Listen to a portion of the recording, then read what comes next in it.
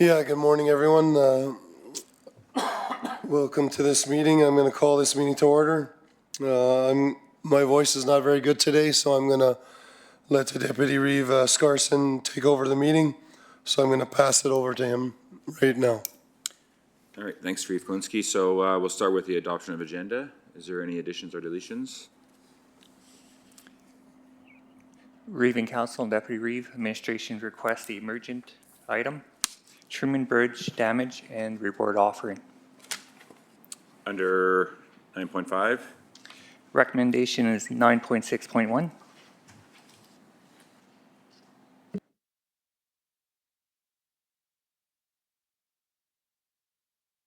is there anything else?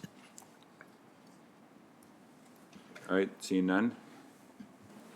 I'll make a motion to approve the agenda as presented with the addition. All right, any discussion?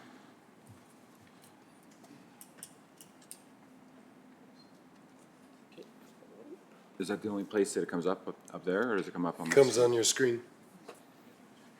this here? Just, yeah. Okay, so thank you, Councillor Crick, for making a motion. The council approves the adoption of the agenda with the following additions: 9.6 infrastructure services, 9.6.1 Truman Bridge damage reward offer. Call to vote.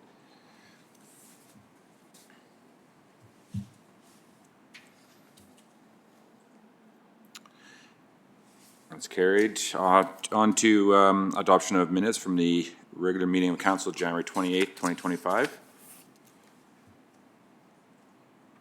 Councillor Swigert makes that motion.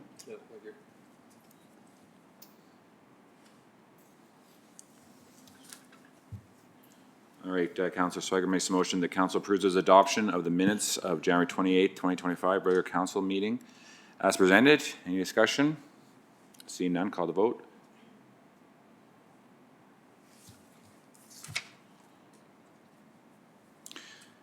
All right, we'll move right into 8.1, subdivision application.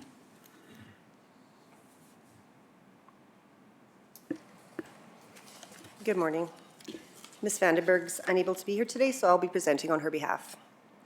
So subdivision 2024 S019.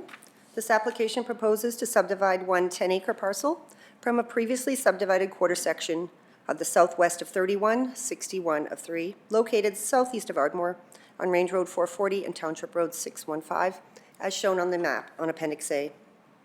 This application meets the conditions of the Municipal Government Act, Municipal and Development Regulations, as well as the Lower Athabasca Regional Plan, but does not meet the regulations of our Land Use Bylaw or our Municipal Development Plan. So our recommendation is that this application be refused for the following reasons. It does not comply with the Municipal Development Plan, Section 3.21, ensuring the preservations of better agricultural land, defined as assessment records and defined soil rating of 45% or better.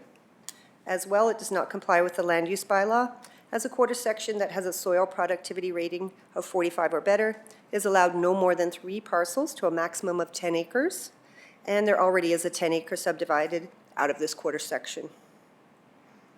However, as it appears that the proposed subdivision would not affect the agricultural use of the quarter section, Council may alternatively approve this application. As per the Land Use Bylaw Section 69.4, if it demonstrates to the satisfaction of the municipality that the existing farming operations would not be restricted. If this is the case, administration would recommend the following conditions. First is legal and physical access to the proposed parcel and remnant. Second is the dedication of a separate road plan, 17-foot wide strip of land along the north boundary of Road Plan 203 CL, parallel and inclusive to the entire south boundary of the southwest of 3161 of 3 for road widening.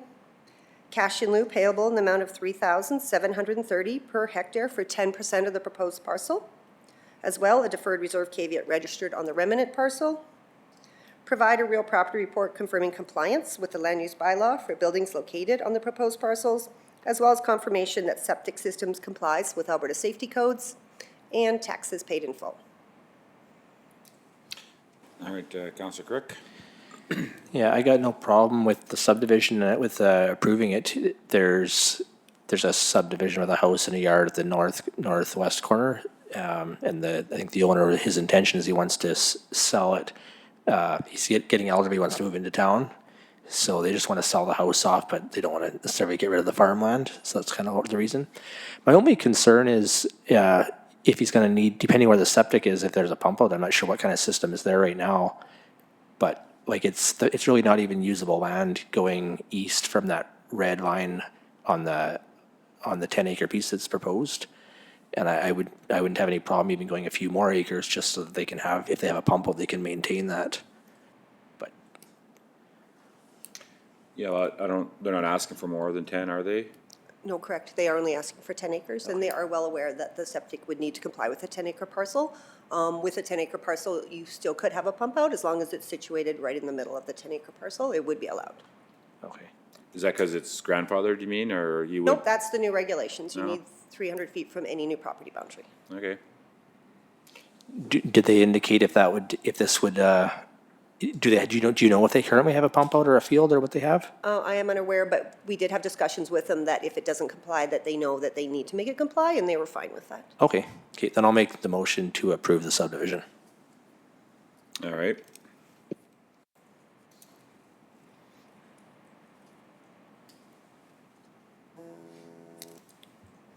Counselor Swigert?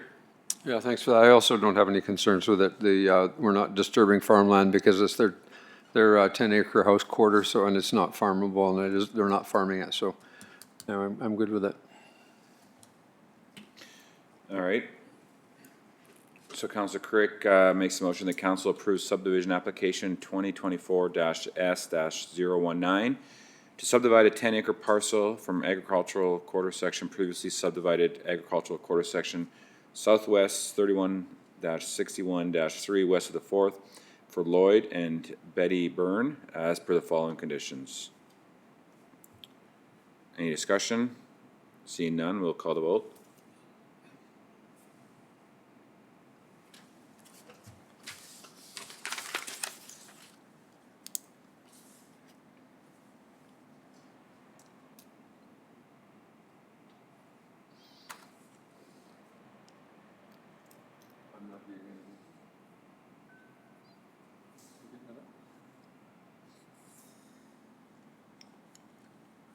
Just tell There him you to go. raise his hand. He's got it.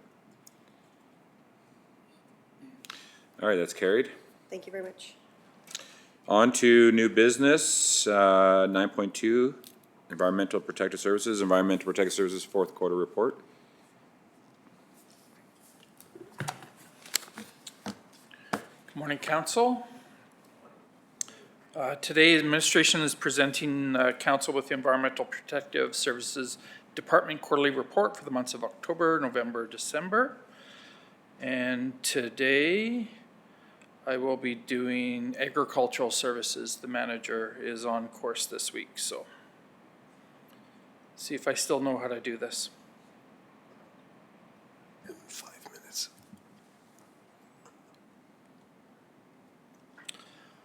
Okay, starting off with the beaver reduction program. So these are the numbers from 2024. There's 412 beavers that were within this program.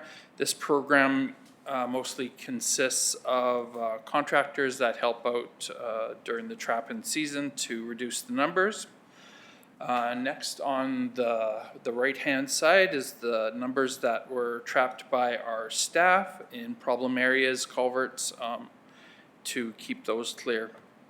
Next, through our coyote and wolf reduction program, these are the numbers from the start of the program, October 1st, to December 31st. One thing to note is for our toxicants that we use for predation on coyotes, or predation on livestock from coyotes, 1080 tablets has now been taken away from us, from the province because of some regulatory issues. So these are given out to farmers if they have any loss or coyotes trying to kill animals. So we've been working with a few producers over the last few months on other means to get rid of the coyotes and that. And then on the wolves part, we had 9 wolves brought into the program so far.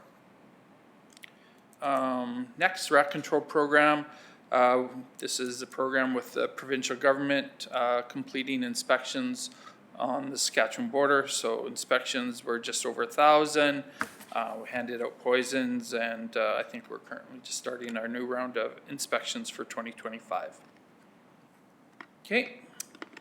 The next one is roadside mowing program. This is going through all of the big mowers doing the roads. So just over 1,600 kilometers of roads were completed last year. So that's 2 passes. First pass being just a shorter cut, second pass being down to the fence line on the main roads. Next is subdivision hamlet mowing. So all hamlets were mowed at least 3 times during the summer, and then the subdivisions, we have 84, those were done twice throughout the year. Fence line clearing program, so we'd gone out, seen a lot of miles last year for fence line clearing. This is where the farmers will clear our portion of the right-of-way, we pay them to do so. So on the books, we had just kind of in progress around that 34,000, and then completion was 14,000. So in the budget, we have in that $25,000 range. So we did have a little bit left because lots were completed. So still a great program. We will see probably some complete in the first quarter this year. Next, weed control and crop inspections. This kind of goes through how many weed inspections were completed this year. We do see a reduction in inspections, and why that is previous years we counted the re-inspections. So if the weed inspector went to a property 3-4 times, that would have been counted, where in 24 we just counted the properties, and we would have done the follow-up inspections, but they just didn't count. So we just kind of changed our philosophy in 24. And then in 24, we did have 4 weed notices that we issued. Next, roadside brushing and road spraying program. So in 24, we did 1,201 kilometers for spraying of roadside, and then fence line spraying program, we did 97 kilometers. Again, further down our crop inspections, we go into our club root inspections, grasshopper inspections, and fusarium inspections. Okay, next was just our egg rental program. This was, again, the summary of the year for the rental program. So a little less than previous years, just one of those years, not sure why, but good to compare against the other years. Next is the VSI program. We do have the 4th quarter numbers, I think, presented to council. I think you'll have that sheet. So we were right in line with our budget in that 130,000. So there's no questions on the VSI program. Just kind of highlights of the ASB. So this past year, we've been working on our 5-year agreement to extend to 2029. That was signed off here a few weeks ago, and we'll be expecting results of that back from the province soon. Also moving to the new location, we're all settled in, the staff are. Next, the Bonneville seed cleaning plant, going through the inspections throughout the year, and then they did the plant inspection in November with a 96.89 inspection rating of the plant, so it did pass. And then just touch on the shelter belt program. The tree sales will be going online here shortly in the next few weeks, March 11th. And then touch on the Little Bear aeration program. That's the one that we're partnered up with ACA. So we help putting in the pumps into Little Bear Lake every year in the fall, and then removal in the spring. So that's still ongoing. Those are the highlights of the Ag Service Board. Any questions? Yeah, Matt, I just got a couple. So, one, as far as the weed inspections go, Yeah. is that all based off of like, people notifying you, or you have people out there like surveying land everywhere? We do have 4, 5 weed inspectors out surveying land all the time. It's not complaint basis. With our program through Alberta Agriculture, it's more of a get out and do inspections. So we'll inspect industrial sites where we know that there's scentless chamomile that we have problems with continuously. We'll go visit well sites, that's kind of problem areas also. And then when they're driving past any properties and that, they'll stop in and see. They'll stop and see landowners and ask them if they have any problems. So yeah, we do a little both. We do complaint basis also, but probably 90% is more being out and about. So you have people going into people's yards as well and Yep. identifying themselves and all that kind of You stuff? bet. And So under the Weed Act, we can go inspect a property anytime during kind of normal hours, so yes. All right, and then, with this VSI, I'm just curious, like, the claims are kind of all over the map, but the fourth quarter, you know, in the last 2 years, why is the animal unit so much higher? I think because of cattle prices, I think guys are doing more preg checking that time of year. That's when we see claims higher during the fall because of preg checking. So one claim might have 100 animals or whatever? That's right. Okay. All right, Dana? Thanks, Mr. Deputy Reeve. Question, and I'm not sure if you're the guy that needs to answer this one, but it's been brought up multiple times about vegetation control around trails. So I'm not sure who does that, and I know Deputy Reeve asked some months ago for some type of report back or whatever on what department's supposed to do it and what are we doing, so I'm not sure if, but anyway, you can comment. Sure. What I know about it, so I believe any mowing and that is done by the Parks Department. Any spraying needs that they would need along the trails for control of weeds, or if I know they did some work this past year with using Roundup right on the trail where it was cracking through and there were some weeds coming through. I believe our department did some of that control work, but it's all started through the talks between the departments. But they work hand in hand, and our department just needs the list of what they need done, and it'll get done. So. All right, yeah, I think not the bigger concern, but another concern was how's the oiling going to go this spring with the trails? So we're looking forward to hear more about that in the Yep. future. Go ahead, Ben. Yeah, good morning, Matt. In regards to the beaver reduction program, so we trapped it's called by the MD 46, and there's a total of 412 this year. So are all the rest of them taken care of by the farmers themselves? Yes, any of the numbers that aren't shown here, yeah, there could be some beavers that were controlled by the farmers. How the program works, if people want to be part of it, if they have problem nuisance beavers that affect our roadways, they just can contact with us. And then if it makes sense to have a local trapper do it, we prefer to do that.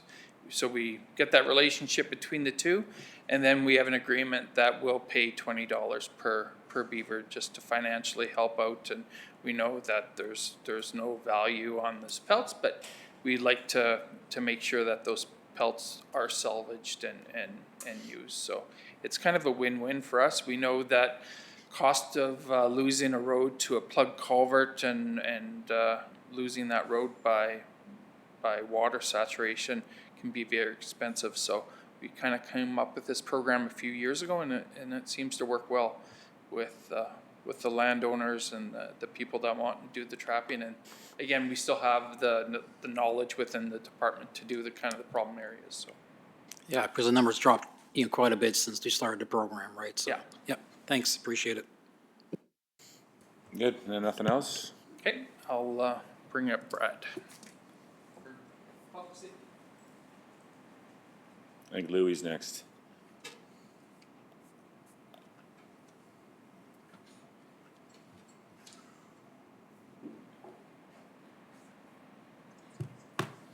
Good morning, Council. Today we'll be presenting the Public Safety Annual Report, collated by Chris Ferguson, Manager of Public Safety. So we'll start with our public safety vision. Public safety is a professional, adaptable team committed to promoting safe communities through effective education and enforcement. And our mission is to promote safe communities. Our next slide is just a snapshot of our team. It's myself, Chris, Cindy Coates over at Public Safety, and we've got our 5 officers, Steve Gogan, Soren Degban, Sam Adams, Brittany Trudell, and Warren Young is our newest hire. He's just awaiting his appointment through the Solicitor General. We'll be up to strength completely. And public safety is focused on crime prevention. And in doing so, we conduct neighborhood patrols and we do focus-based, complaint-based patrols to certain areas throughout the MD. Some of those key areas that we routinely patrol will be available on the next slide here. Waste management locations, so the bin sites as well as our landfills. We've got campgrounds as well. With regards to the landfills and the waste bins, there were over 300 combined patrols conducted in 2024. Concerning campgrounds, obviously we're busier through the summer months. Over 110 patrols were conducted through our MD campgrounds, emphasizing recreational areas and enhancing public safety. Community halls as well. We did 80 patrols throughout the MD in 2024, ensuring our community halls were hopefully not being riddled with vandalism or with broken windows, whatnot.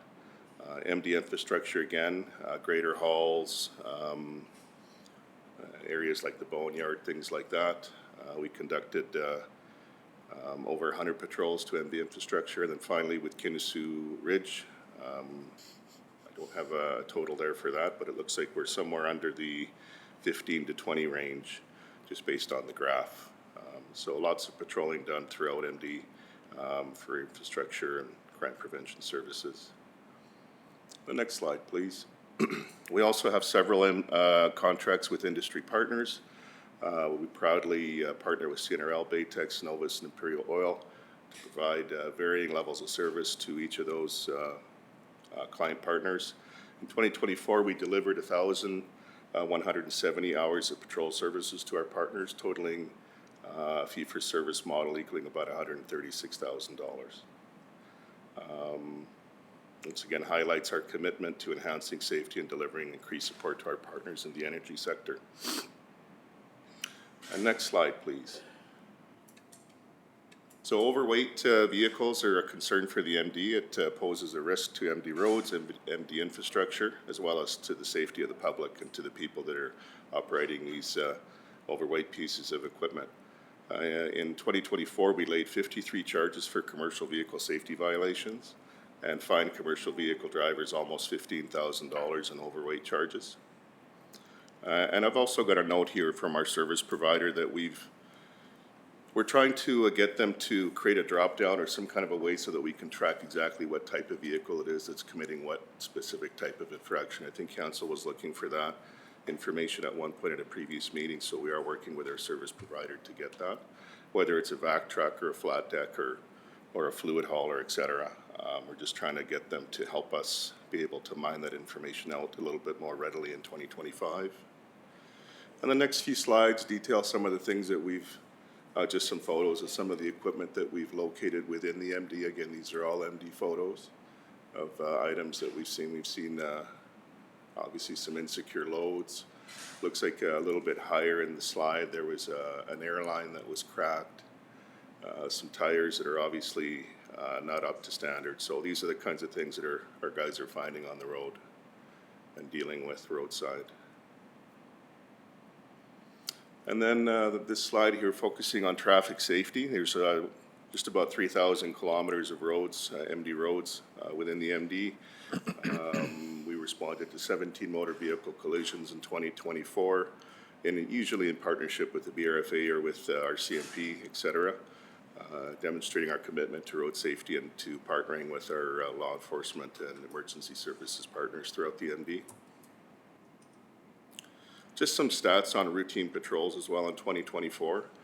We had 16 vehicles fail to stop when we attempted to initiate a traffic stop by them. In all cases, those vehicles or those details are reported to the RCMP, and they finish up with their investigation. We do not pursue vehicles that fail to stop for us. Yeah, it's just not something that we even get into at all. So I just want to make sure that council and the public understands that. 10 drivers were found operating vehicles while unauthorized, posing risk to other road users. So unauthorized drivers are somebody who's had their driver's license taken away for whatever reason. So 10 drivers were located with that infraction. 47 summonses were issued for court, including 15 for driving without insurance, 18 for speeding. Let's see here. So when I say a summons is different from a ticket because the summons is a direct order for you to attend court as opposed to being having the option of paying a fine. So in 18 cases, it would be safe to say that those speeders were well in excess of what will be considered normal. Over 50 kilometers an hour over the speed limit in most cases. The most excessive speed violation observed was 74 kilometers over the speed limit in 2024. Additionally, we issued 2 24-hour suspensions, and that's sometimes what we end up having to do when we see somebody who's got some alcohol on board or maybe some narcotics on board and the RCMP are not available, although we work pretty close with those folks to get them out to the scene as quickly as possible so they can do their work. And the next slide focuses on traffic tickets and warnings. 2024, we issued 1,356 provincial tickets, addressing a range of violations, generally in alignment with the provincial enforcement calendar. So we have a calendar that prioritizes one particular enforcement activity per month, and we do follow that calendar, generally speaking. These charges resulted in $277,396 in fines being issued, excluding the 46 summonses that I mentioned earlier, where the judge has the ability to impose a higher fine than what would normally be allowed as a minimum fine. 746 warning tickets were also issued, and 79 bylaw tickets for a variety of violations throughout the ND. The next slide demonstrates our patrols per ward or per patrol area.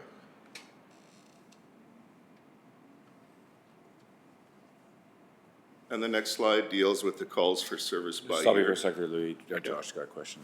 Just curious what kind of bylaws are being broken that we are issuing that many bylaw tickets for the MD? Sorry, through So the you had- Deputy Reeve. Yeah, you had 79 bylaw tickets. Just kind of what kind of bylaws are being broken that are? Oh, sorry, through the Deputy Reeve. Sorry, I was having a hard time hearing sorry. Councillor Crick, but I think I heard what type of bylaw tickets are typically being written. Yeah. A lot of dog ones, for dog at large, some noise. There would have been possibly some stuff on the trails as well. But primarily we're dealing with dogs and garbage. That's a lot of what we deal with. Yeah. On the bylaw side. Thanks. Yeah, I was just curious about the bylaws, speeding. I know what that is, but the bylaws, I wasn't sure which ones, so thank you. Yeah, thank you. Finally, we had calls for service. Some of these are basically our more typical calls that we get on the left-hand side, and then you've got the 3 years going from 21 up to 2024. And then you've got your values, your total going all the way down. So calls for service have been generally steady over the last few years. Bit of a dip in 2024. Our numbers have been a little bit lower over the last 12 months. We've had times where we've had quite a few gaps in coverage on the schedule, so that's kind of to be expected, I would say. Some of the self-generated work would be lower. We just had less staff.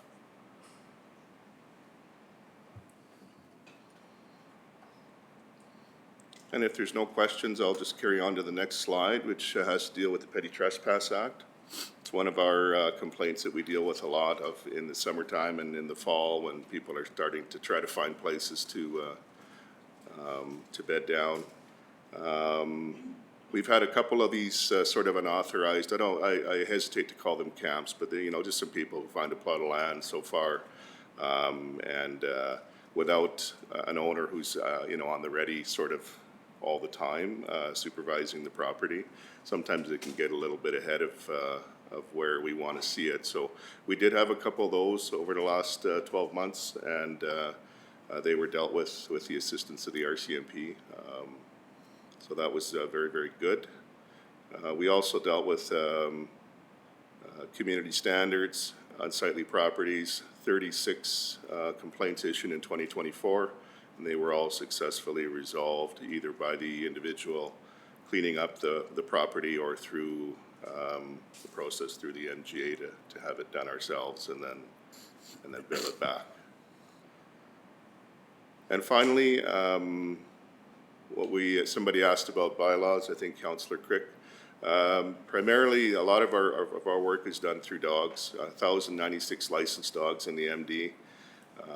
We responded to 168 dog-related complaints last year and laid 73 charges under municipal bylaws for the dogs. That's specific to dogs only. There were 22 reports involving aggressive dogs that are attacking other dogs or people. So that's basically what we term an aggressive dog, is if a dog is actively charging, not necessarily mauling, but if it's sort of charging at a person, that's considered an aggressive dog under the bylaws. So. And then just around the corner, according to our provincial calendar, again, we've got intersection safety that we just finished up in January. We're into distracted driving in February, and then we're leading into seatbelt compliance in March. And once again, those are provincial initiatives that we partner in. And I'll take any questions if there are any. Yeah, I have just a couple of quick ones. So, first of all, you mentioned here about 2 24-hour notices. How does that look like if you pull someone over and they're impaired?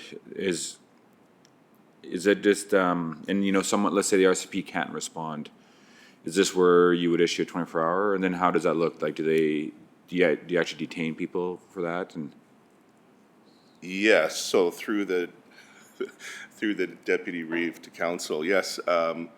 Essentially, whenever we pull somebody over, we're detaining them. So they're being detained. It's whether it's permissible under the charter and through case law. So we are detaining them. We are pulling them over. And then at that point, once we realize that there's something outside of our scope, so an alcohol impairment type offense, we would contact the RCMP and see if anybody's available to come out while we conduct our investigation. Usually if it's an impaired, because we don't have that ability to initiate those investigations, we've pulled them over for something else, whether it's speeding or a stop sign or something like that. So we'll deal with that particular part of the offense or the scenario while the RCMP gets back to us and lets us know whether they're going to be able to send somebody or not. I think more times than not, they can, but there are times when they can't. And when we encounter those situations, we'll just enter a 24-hour suspension of our own. We have the ability to do that. We don't have the ability to take the impaired investigation beyond that, but we can still do the 24-hour just to ensure public safety, and we will, in most cases, remove that vehicle from the roadway as well. And then that the offender it's up to him to find a ride home kind of thing? Is that how that works then, or? Well, I mean, if you wanted to put it in blunt terms, yes, but, we work with everybody. I don't see us leaving anybody on the side of the road. We'll work with the cab company. We don't drive people around in our vehicles. We're not insured for that, and it's just not something we want to get into. We do if they're a prisoner and we've arrested them, then we have charter to have them with us in our vehicle, but we don't typically drive people home or anything like that. We will work Yeah, I with guess them my point is I wanted to ensure that you've never come across a situation where you've encountered a impaired driver and the RCMP can respond and you had to let him go. No, through the Deputy Reeve, there's no situation where if we believe somebody's impaired that they're going to be allowed to go. No, we'll suspend them and we'll take the vehicle. And then we'll work on the process of getting them to where they need to get to, wherever they're headed to. All right, so you can tow their vehicle and all that We stuff? definitely can, yes, through the 24-hour process. All right. And then can you just verify, so you have authority to patrol every road in the MD of Bonneville, is that correct? We have authority on every road that's not private. So if you've got a logging company or somebody who's got somebody who's developed their own private road, it's not open to the public. We don't have authority on that particular road. It's like someone's field. You know what I'm saying? Yeah, I guess I'm more curious about provincial roads, and do you actively patrol those roads? Because I thought that it was that you can basically follow someone onto a provincial road and pull them over, but I don't know if you're actually patrolling provincial highways as well. So through the Deputy Reeve, yes, we do have authority for all provincial roads. We were granted that authority through council about 3 years ago, I think. The intent at the time was for us to not necessarily conduct operations on provincial roads, because we wanted to focus more of our attention on our MD roads and protecting our infrastructure as well as the public. So it's not something that we readily go out and do. If the RCMP or the sheriffs are in town and they're doing a project and they invite us to participate on primary, secondary provincial roads, we certainly can and will.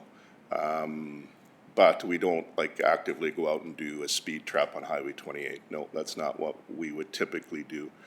We might, as I said, in partnership with somebody else if they're in town doing something, but typically we will spend the majority of our time on MD roads. So basically that would include Highway 28 and Highway 41, and then otherwise you're patrolling all the other roads, is that right?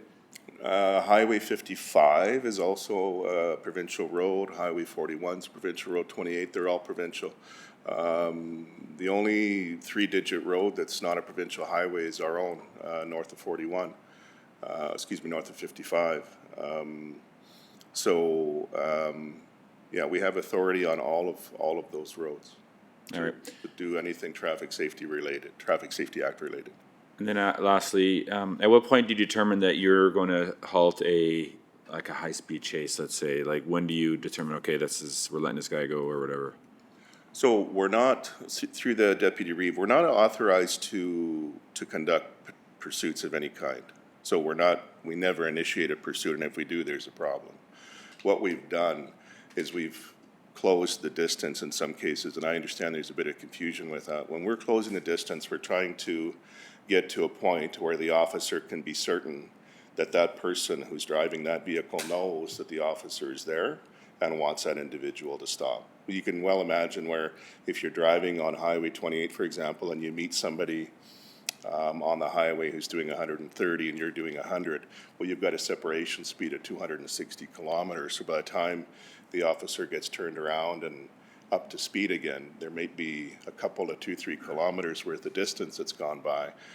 And so you have to sort of catch up to, because believe it or not, people don't always stop when the lights come on. They keep going, right? They're not sure if you're coming for them. They want to be certain. So anyway, we'll catch up. We'll sit behind them for a while with the lights on, and sometimes we'll blast the horn, maybe pull out to the side, try to get it seen. And if we're driving at 150 and the guy's not stopping, at some point the officer is going to come to the opinion or form the opinion that the person's attempting to get away. And the moment the officer forms that opinion, the direction from us is you at that point pull over, discontinue the operation. You're no longer trying to stop that vehicle, and you call that information ahead to the RCMP and to our dispatcher. Would you ever do that in a situation where it's considered like a low-speed chase, like they're driving through town and making turns, and they just decided they're not pulling over at 50 or 80 or 100 kilometers an hour? Through the Deputy Reeve, it's sort of the same answer. It doesn't matter if it's 150 kilometers or 30 kilometers. The moment the officer forms the opinion that the person is actively attempting to evade, then the game is up, so to speak, for lack of a better cliche. We do not permit our officers to pursue. The province does not permit peace officers to pursue. The training simply isn't there, and we don't want the risk either. So All right. we're pretty cautious about that. Thank you. Ben? Yeah, thanks, Mr. Gandolfi. So I sent you an email some time ago in regards to the drone activity that's happening around the Cherry Grove area. There's some RCMP statements from Pierceland that were, I guess, stating the same things. There's a lot of, I guess, uneasy, just people are not feeling very safe right now. They feel like they're being targets out there. So I guess being focused on your crime prevention, you know, are we going to step up more patrols in that area? Because again, you know, this is my constant gripe about the patrols. I mean, we're looking at 183 for, you know, for the Cherry Grove area, Fort Kent's 864, Ardmore's 592, Glendon's 544. Just seems to be really soft, and people aren't, they're just feeling like they're being set up, right? And so how can we help the residents out there feel a little more safer, I guess? Thank you for the question. Through the Deputy Reeve to Councillor Fadeev. We do have a program, I've mentioned it before to Council, called SEPTED. And we've tried to advance this program with the assistance of the RCMP. And we've also just finished creating and ordering, and we have them on site now, some almost like public information packages. We've got these little banners that come up, and we're hoping that we can hit some of these public events, whether it's the farmer's market or whatnot at the C2. And we've already done a couple where we're trying to get people to come over to the booth and learn about SEPTED. We also partnered with the RCMP and handed out a bunch of pamphlets and asked them to hand these pamphlets out to people whose properties they had been to. So whenever the RCMP attends to a B&E in the rural area, the ask was that they would hand out a pamphlet as they were kind of finishing off the investigation with that individual, with the victim, and then they would contact us and have a SEPTED survey done on the property, just sort of as a way to follow up and you know, get that process started. And for those that don't know, a SEPTED is essentially an audit or a survey of a property to see how vulnerable it is to theft, to B&E, to vandalism, that kind of thing. The individual, after we do the report, they get a copy of it with recommendations on how they can harden the property. So we have some people that are trained in that, and we do offer that. It's been a tough sell trying to get people to bite on this. I don't really know why. Even if council in your travels, if somebody comes to you with a question, please do point out SEPTED. It's something that we're trying to expand on, and so that's one of the things, Councillor Fadeev, that we're working on. The other problem that we do have is that with our reduced hours, with our reduced staff, we've had to reduce hours, so we don't work past 8 p.m. in most cases. So unfortunately, those are not the times when the public is, you know, when people are out doing nefarious things. That's usually not when they're doing it at 8 p.m. It's either after that or during the working hours when the staff, people are out to work. So I would encourage people to contact us. We do have the ability to come out and do a free SEPTED. It's absolutely free. We'll provide them with a report. We actually have these little signs. It's a program that we got it started last fall, but we really haven't had a lot of people calling in to take advantage of it. But if you get a SEPTED survey, they'll end up with a little sign that they can put, you know, underneath their blue sign that says SEPTED certified, if you will. So we have some of the ability to do some things like that. So when these, you know, drones are coming onto your property and they're, you know, they're really scoping it out. So a lot of the questions were, you know, what rights do they have to, I guess, personally take care of these drones that are causing, you know, I guess their issues there. Yeah, I mean, I understand people are, I've heard this about the drones through the councillor. I do believe that you have to be careful. I have heard of people, you know, putting fire on drones and things like that, and obviously that's a problem. We can't really have that. As far as what these drones are doing, it is technically a federal issue. It's an RCMP issue. We do have a bylaw that deals with drones and overflying campgrounds and things like that. I'd have to have another look at it just to make sure that it's been a while since I last reviewed the drone bylaw. But I think what I'll do is I'll make sure that it's up to spec, and maybe I can come back to council with a review and see if there was any changes needed to it as well. But we would probably be working with the RCMP on any kind of drone enforcement because it would be a federal matter. Okay, yeah, thanks.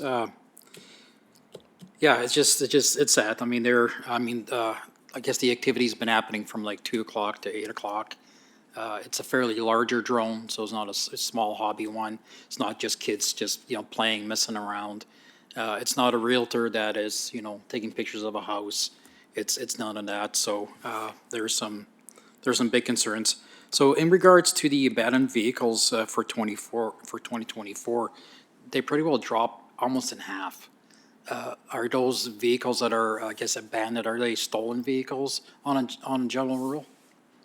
Generally speaking, these are just abandoned vehicles, or they've broken down, and people, most of the time, they're vehicles that we can track down. Sometimes they're just abandoned and there's no plate on them or something like that, and sometimes they're stolen. So it really is a bit of a mixed bag, but I would say the majority of them are just vehicles that have broken down, and someone leaves a vehicle, you know, overnight somewhere to get picked up and go to work. They get dropped off the morning, you know, they kind of cut their drive in half. We sometimes deal with that, where people leave, they find an approach that's quite nice and they start using it to leave a vehicle while carpooling with somebody. So that sometimes happens too. I had a ratepayer ask me a question in regards to could we give an RCMP vehicle a speeding a ticket and a distracted driving, and I said I'm not quite sure, and probably not, but I'm not sure what the circumstances are. It is excessive speeding in a 60-kilometer zone, and the lights weren't on, so they didn't seem to be going to a call. It was just a not paying attention and speeding. That's it for my questions. You can answer that one. Was that a question? Through the Deputy Reeve to Councillor Faddeev. So, I mean, it's a tough question. Law enforcement officers have to, when they're conducting their business, they have to do it safely. So even though there might not necessarily be a vehicle stop involved, if there's a plate number or a vehicle number obtained, yeah, there can be some follow-up for sure, and vice versa. You know what I mean? Like, it's not like we're above the law. We don't. Those days are long gone. So everyone's accountable. Go ahead, Dana.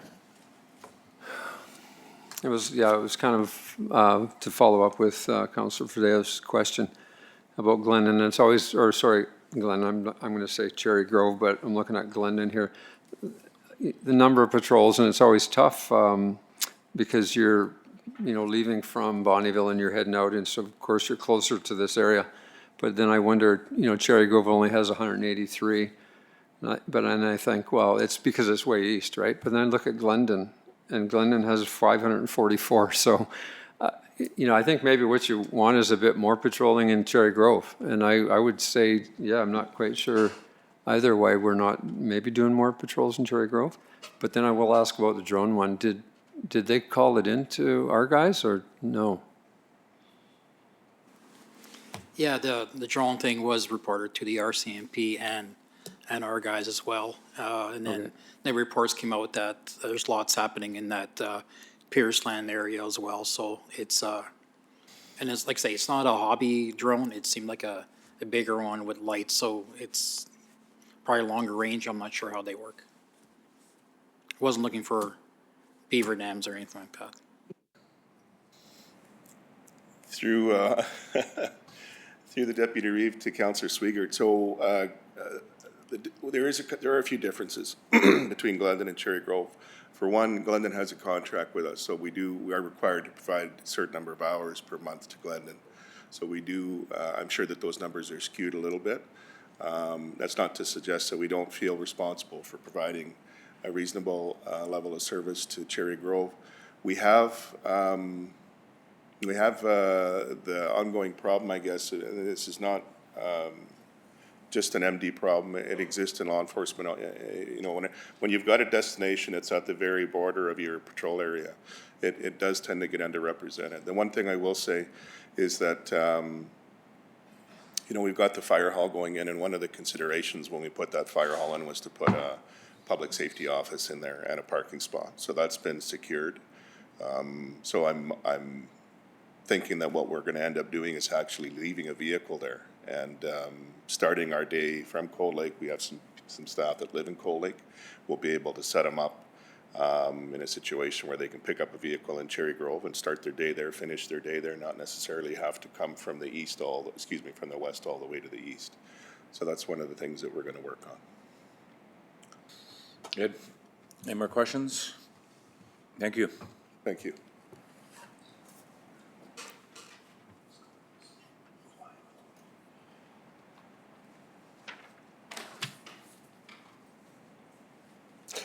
Good morning, Council. I'm here to present the fourth quarter report for the Waste Services Department. So starting off, here's a list of the landfill visitors to each of the sites during the fourth quarter. There's nothing specific to note about the numbers. However, we did have several landfill break-ins at Lacoria and Hilda Lake, causing damage to locks, gates and gate posts, the office door requiring replacement at Hilda Lake, as well as having our Kubota UTV stolen from the Ardmore landfill last quarter. With the Beaver River Regional Waste Management Commission, regular waste hauling had been altered since the compactor trailer broke down over the Christmas week in 2023 and was still awaiting repairs. The trailer is now currently back in operation as of last week, and the contract haulers are working on getting us back to our regular operation.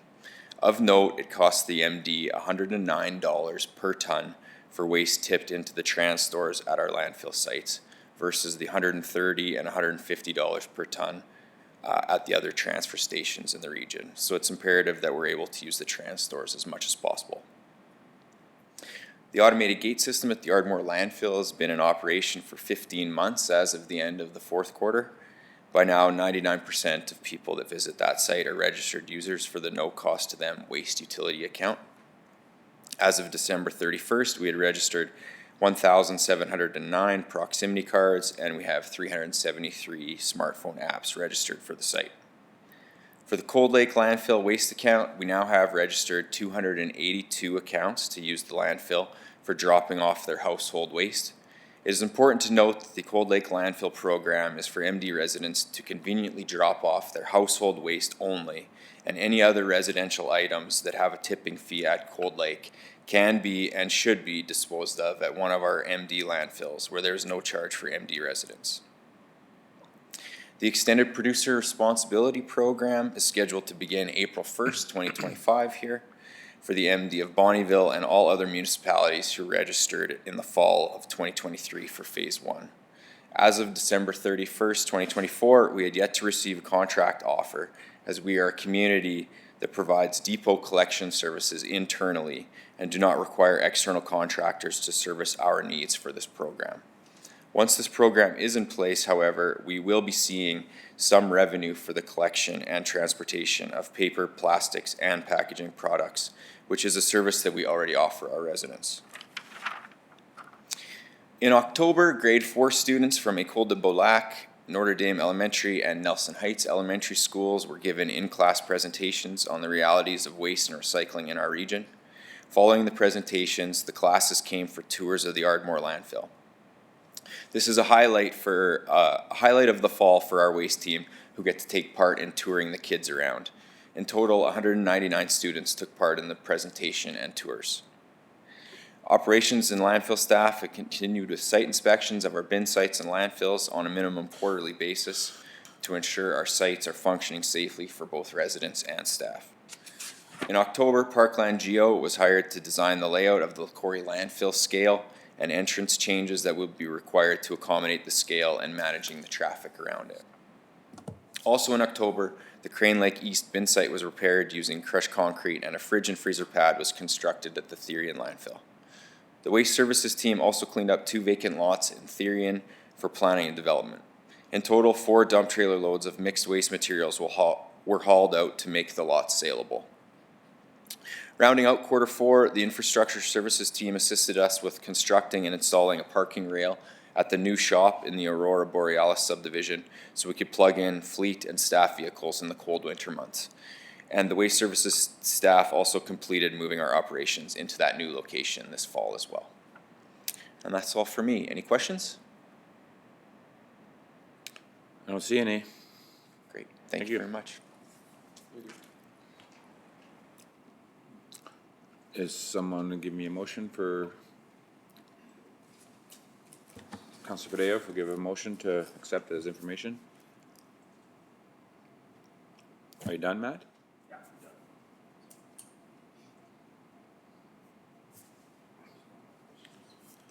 I'm done. Thank you, Councilor Fideo, for making the motion that council accepts the Environmental and Protective Services 2024 fourth quarter report as information. Oh, go ahead. Yeah, just, I'm okay with the motion. Just a question in regards to, could we give people a friendly reminder on the rural review about the public safety program that we have with the site visits? Would that be possible? Yeah? Okay, thanks. If there's nothing else, I'll call the vote.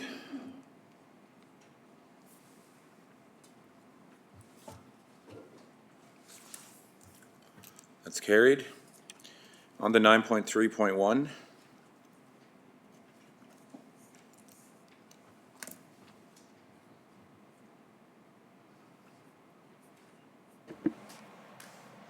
Good morning. I have a number of roadway licensing second and third reading bylaws to present this morning. First up being bylaw 1883.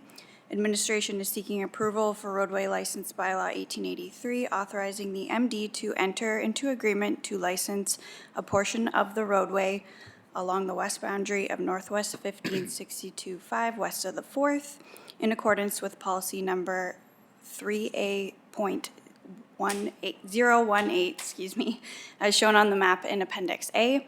Bylaw 1883 is a renewal of the existing roadway license bylaw 1785, which expired in December 2024. The applicants have applied to renew the licensing for roadway for agricultural use between parcels separated by the undeveloped road allowance. Council gave first reading at the November 26 regular council meeting. Public notification was completed as per the roadway licensing bylaw and the MD public notification bylaw, with no concerns received. Administration is recommending that council give second reading to bylaw number 1883, and furthermore, if carried, to proceed to third reading. Anyone want to make that motion?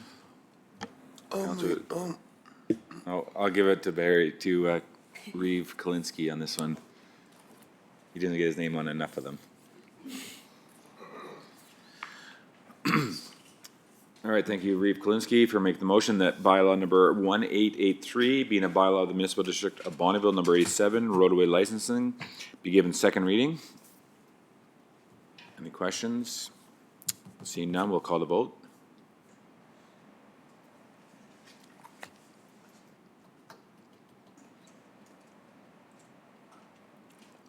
That's carried. And for third reading, Councilor Fideo.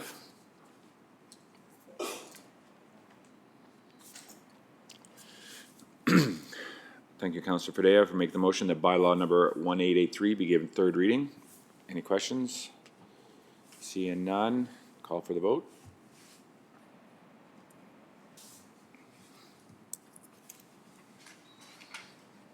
And that one is passed. Next. 9.3.2 is for a roadway licensing bylaw 1884.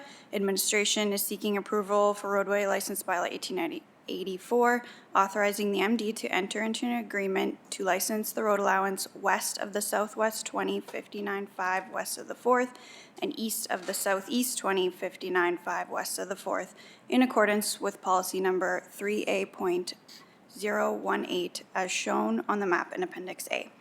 Bylaw 1884 is a renewal of the existing roadway licensing bylaw 1783, which expired in December 2024.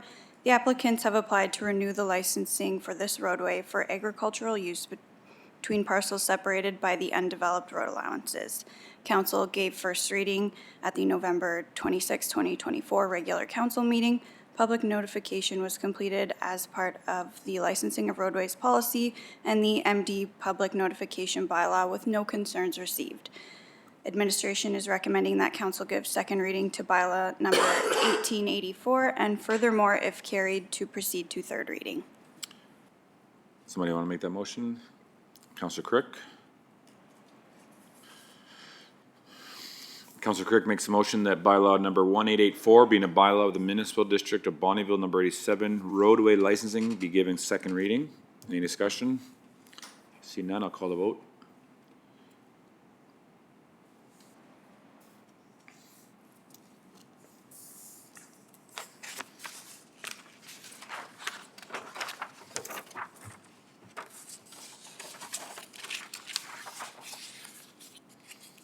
That's carried. Motion for third reading. Councillor Fadeev.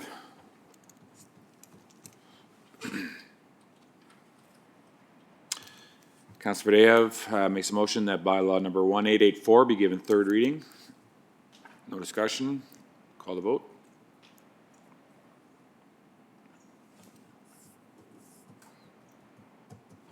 That's carried. Next one. 9.3.3 is for bylaw 1885. Administration is seeking approval for roadway license bylaw number 1885, authorizing the MD of Bonnyville to enter into an agreement to license a portion of the road plan at the east end of Spruce Ave, located in Evergreen Estates within Southwest 1961 and 6, in accordance with policy number 3A.018 as shown on the map in Appendix A.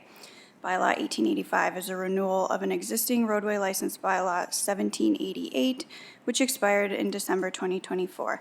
The applicants have applied to renew the licensing for this roadway to continue to maintain the licensing area to reduce fire hazard and deter unsolicited traffic and abandoning of vehicles.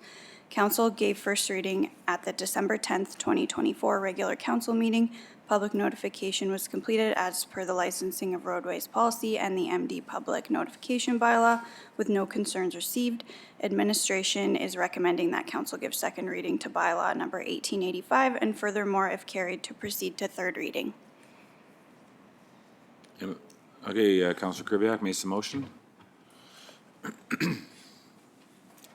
Councillor Kubiak makes a motion that bylaw number 1885, being a bylaw of the municipal district of Bonnyville, number 87, roadway licensing, be given second reading.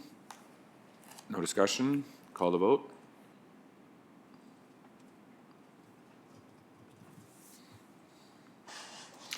And Councillor Swager will give, that's carried. Councillor Swager will make a motion for third reading. Question first. Go ahead. Yeah, so the question was, I'm probably okay with license or leasing this again, but do we just lease this forever, or has there been any discussion about what we do with this property? I think we have had some of that in the past, but do we hang on to it? Do we keep leasing it? It's the end of a registered road plan.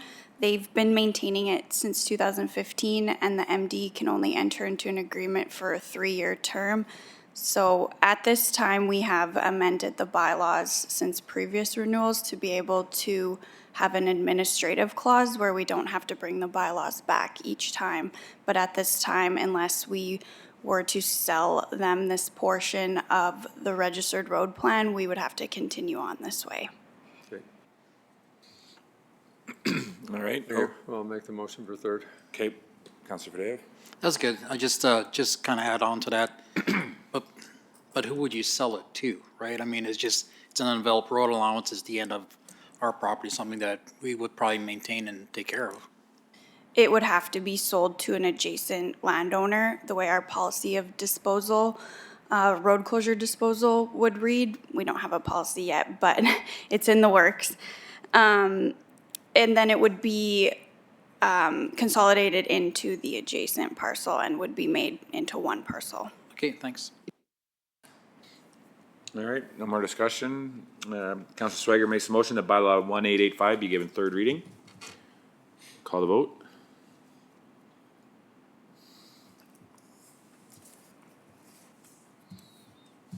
That's carried. On to the next one. 9.3.4, administration is seeking approval for roadway license bylaw number 1886, authorizing the MD to enter into an agreement to license the road plan on the west boundary and south boundary of Southwest 4, 64, and 6 in accordance with policy number 3A.018 as shown on the map in Appendix A. Bylaw 1886 is a renewal of a roadway licensing bylaw 1781, which expired in December 2024. The applicants have applied to renew the licensing for this roadway for agricultural purposes, including grazing. Council gave first reading at the December 10th, 2024 regular council meeting. Public notification was completed as per the licensing of roadway policy and the MD public notification bylaw with no concerns received. Administration is recommending that council give second reading to bylaw 1886 and furthermore, if carried, to proceed to third reading.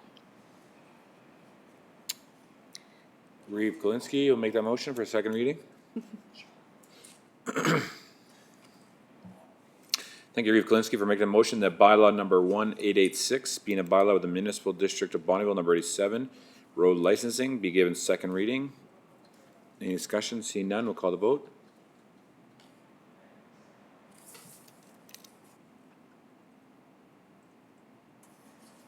That's carried.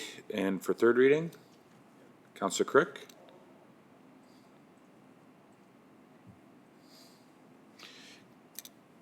No discussion, so Councillor Crick makes a motion that bylaw number 1886 be given third reading. Call the vote.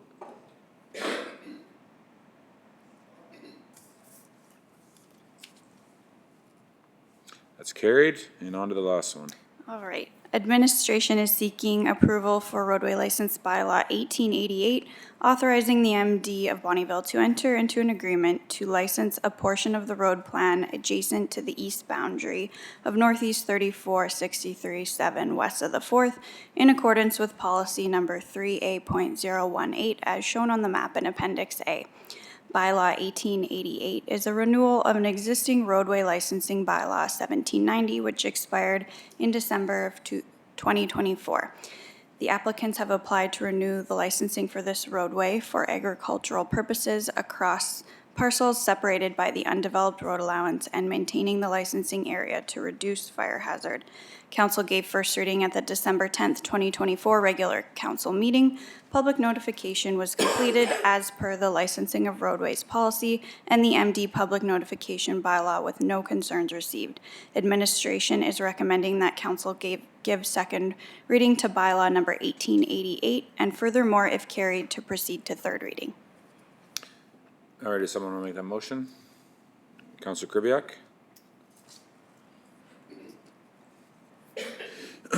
Councillor Kubiak makes a motion that bylaw number 1888, being a bylaw of the municipal district of Bonnyville, number 87, roadway licensing, be given second reading. Any discussion? Seeing none, we'll call the vote.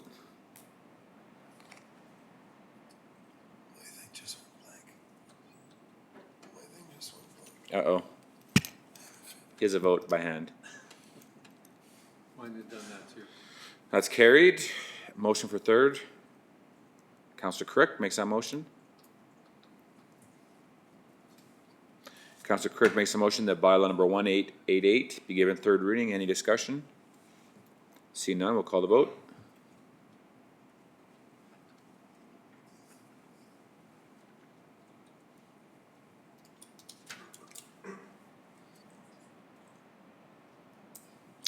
That's carried. Thank you. On to corporate services, 9.4.1, public auction.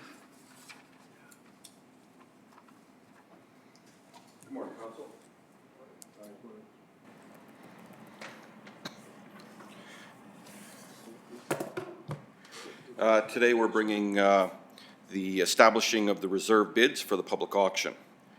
Council is required to set bids and conditions for each parcel of land to be offered for sale at a public auction. The conditions were established at the regular meeting of Council on November 26, 2024. Council is now required to set the reserve bid prior to the public auction scheduled to be held on Thursday, March 20th, 2025. Section 419 of the Municipal Government Act states that the council must set for each parcel of land to be offered for sale at a public auction a reserve bid that is as close as reasonably possible to the market value of the parcel and any conditions that apply to the sale. The reserve bid have been established by the municipal assessors after a review of the current real estate market. The conclusion of this review is that the estimated market value of the below listed properties are, and I'll just reference by the roll number. So roll number 6105302054 be set at $55,000, and that property is just a half a block from the ag building. And then 6104172002, the reserve bid set at $170,000, and that parcel is just east of town. This report will be posted on the MD website as part of the agenda package. We will also be letting the people know what the reserve bids are at the auction. Administration's recommendations are that council approves the reserve bid for the Thursday, March 20th, 2025 public auction of lands on the tax arrears listed as follows. For Plan 102, 5276, Block 2, Lot 26, link number 0034-485-054, roll number 610530-2054, a reserve bid of $55,000. For Plan 0824587, Block 1, Lot 1, link number 0033-258-229, roll number 610417-2002, $170,000. All right, go ahead, Councilor Swigert. Yeah, you did a little bit of a description of the location, but that was kind of my concern when I was looking at these legal land descriptions. I know I spent some time looking the first one up, and would it not be nice though if you just showed us a map of the location and like they normally do for planning development stuff, so we know what we're looking at? Oh, through the Deputy Reeve to Councilor Swigert for the presentations to council? Sure. I do have some here. Do we have the old? Oh, we don't. Okay. And, I'm not saying that we don't have really smart people and know exactly what it's worth, but it'd be nice if council actually knew where that was, because I'm sure most people have no clue. Mm-hmm. I can pass these through to council if they want to have a look. I think they should look, and I think they should know where they're at. Sure. Yeah, appreciate it, thanks. But that's something we can kind of do, when we do this in the future, because it's always been kind of a question. I thought there was some type of reason legally or why you weren't sort of allowed to show exactly where it was or whatever, but just nice to, I typed in the link number into the SPIN, Alberta SPIN site and found it, but I'm not sure how else you do it. RFD. All right, Councilor Fadeo. Yeah, it's pretty easy. I mean, if council wants to know where it is, it's an easy email to, to Mr. Bispelko. I did that yesterday, just because I was confused, so I got it, so it's easy. Anyone else? All right, does anyone want to make a motion? Councilor Fadeo, option 1.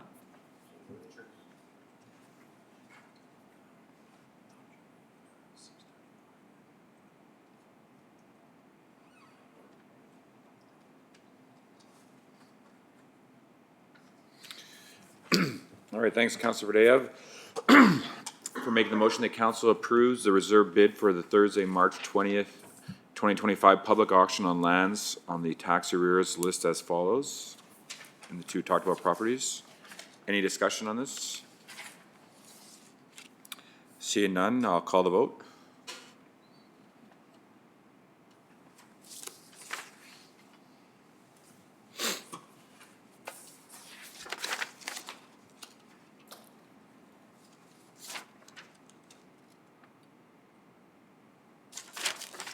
That's carried. Thank you, Council. All right, we'll take a short recess before the delegation.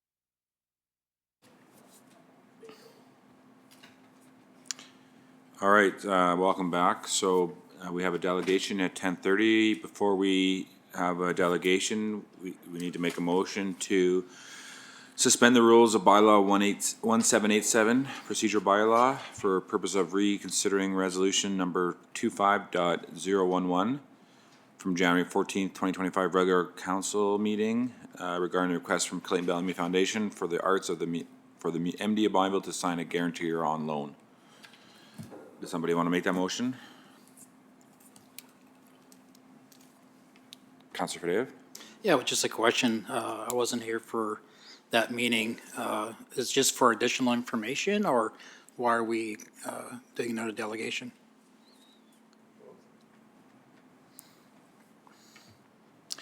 Yeah, I think they just wanted to present again with some new information.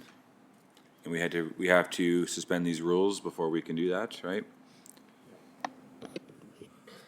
To all of council, yes, so they are restating their request that they had made back in November, and council did already deliberate and make a decision on that request at the first meeting in January. So ultimately, they resubmitted a delegation request that council decided to approve. So we did schedule it in, but because council did just decide on the matter, we do need to suspend the rules for council to reconsider their decision. Councilor Crick? Yeah, I think it's like, I guess we're having an official discussion here. I'm not in favor of suspending the rules here. We have in our procedural bylaw, section 17, it states a motion cannot be reconsidered if 6 months has passed. Yeah, we have to wait 6 months. We're all familiar with that. If any time somebody doesn't get an answer they want to come back to council within 6 months, then I don't see what the point of having a procedural bylaw is, or at least we need to rewrite the bylaw if we're not going to obey it. It just seems like we're opening up a door and a precedent to anytime somebody doesn't like a decision, then they just bring it back to the next council meeting. And like I even read in the newspaper, in the article said they were just going to come back again to see council. So do people have regard for our procedures here, or is it just a kind of a free-for-all? Councilor Swigert? Yeah, I'll make the motion to suspend our rules and allow them to come back and have that discussion, hopefully with more information. That's why I assumed they're coming. But anyway, that's my motion.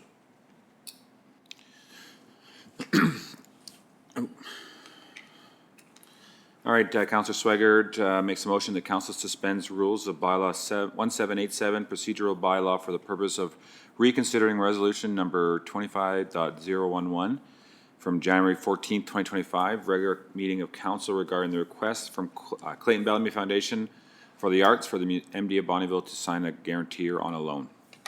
Any discussion? Yeah. Go ahead. Yeah, sorry, my voice ain't very good today, but I'd really like to hear what Mrs. Bellamy has to say today. But that's why we're going through this. That's why we decided the other day to let them speak again.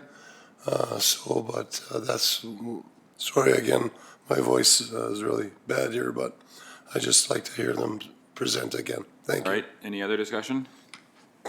See none, I'll call the vote.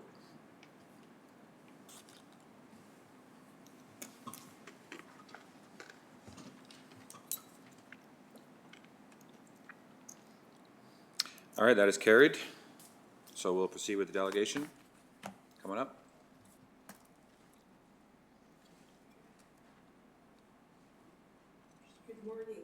Morning. Just go ahead and hit the, there you go. You got it. You're good, you're good. I'm good. Yep. This is news to me. I was a last-minute delegation. Clayton was called away to Edmonton, and then my sister's on holidays. As far as I knew, I was coming here to ask to be approved, to be added to the eligible community association list, that we had to do a formal delegation. As far as this, us asking for, I don't have any information. I wasn't prepared for this. So I'm sorry, I apologize. So you're here to ask to be added to the, To the approved list, the community list, because Yeah. we're tried to get a grant from you guys last year, and we refused because we were not on the approved list, which we didn't know anything about, so now we're making a formal request to be added on the list if possible. All right, But I didn't know anything about us revisiting this loan loan guarantor. guarantor. No, Lise or Clayton never mentioned Well, anything. I'm pretty sure that is there a delegation going to the town of Bonneville tonight? Is that right? Yes, a delegation, yeah, so Yeah. we're going to see what the town, they're reviewing that tonight All right. at their meeting. So I don't think we were going to ask you guys again till we heard from do the due diligence going through you guys, town. If they refuse, then we'll go to the school division. Okay, so is there anything we need exactly, or?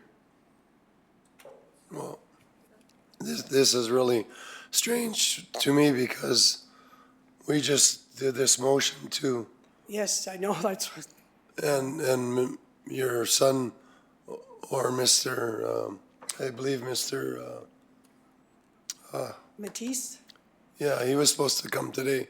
He had he just lost his dad. a death in the family. Yes. So, yeah, that's a tough. So So it's been, you- it's you been a got put- repercussion, and Clayton is in a meeting with Alberta Tourism. That was called in today, so he couldn't come.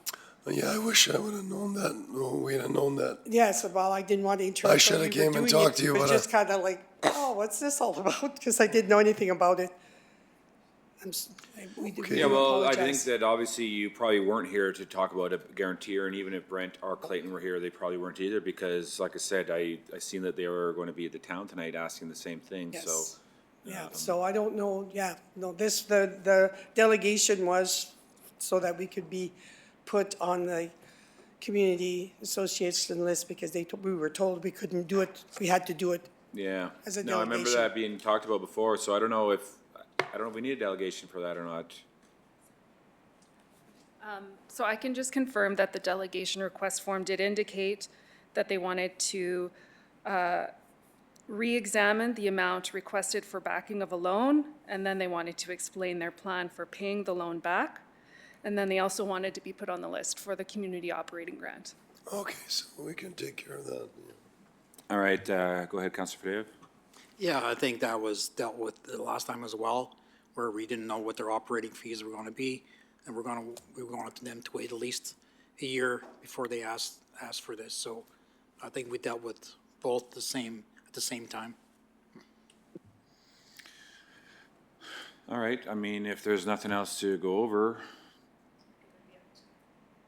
any closing remarks?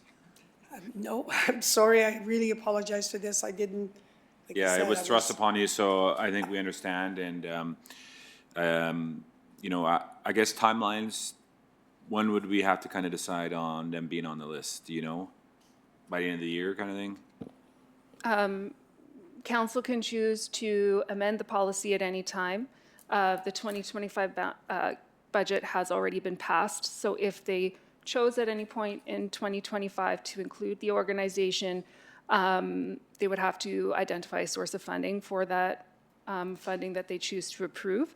Or alternatively, at some point in the year, they could choose to amend the policy, making it effective for the 2026 budget year.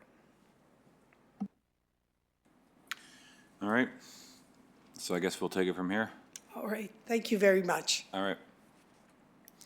Does somebody want to make a motion to bring that to another meeting? Nope. Yeah, I'll make a motion to accept it as information. Because I'm sure it's going to come around again, so as soon as we get more information on that, I'm sure that will come up again. All right, But right now, I'll make the motion and accept it as information. did you catch that? Oh. All right, Councilor Fadeo makes a motion that council accepts the presentation by the Clayton Bellamy Foundation for the Arts as information. Any discussion? Seeing none, I'll call the vote.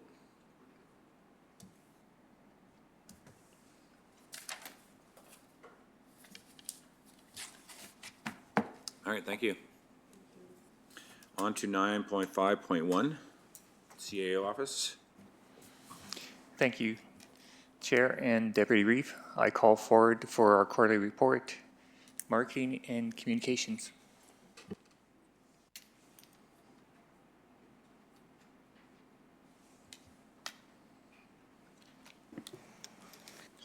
Good morning. Morning. This is my first time with this new system, so hopefully I speak loud enough. Before you, you have our fourth quarter report for 2024 for marketing and communications. As you can see in there, a lot of our focus during the last part of 2024 was on creating branding and marketing materials for the 2025 municipal election that's coming up, as well as creating some banners for our SEPTED program that Louis just talked about a little earlier. We are currently looking at the printing of the 2025 Adventure Guide and hope to have that printed and mailed by the end of February.